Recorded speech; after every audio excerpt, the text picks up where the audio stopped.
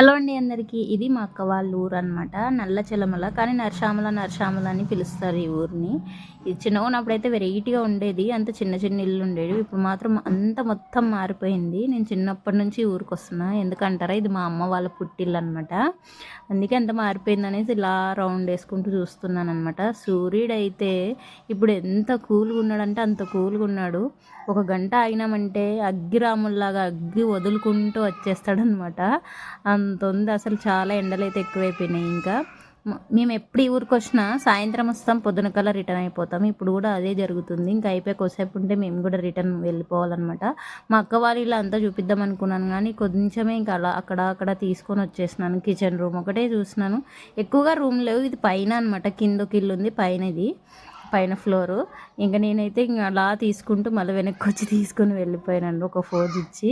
ఇంకా మా వాడు మంచిగా, మా అక్క ముగ్గేసింది పొద్దున్న 5 గంటలకు లేచి. మా వాడు మాత్రం ఏం చేసినాడో చూడండి, మొత్తం అలికి కూర్చున్నాడు. ఇంకేం చేస్తాను, నచ్చితే లైక్ అండ్ సబ్స్క్రైబ్ చేసుకోండి.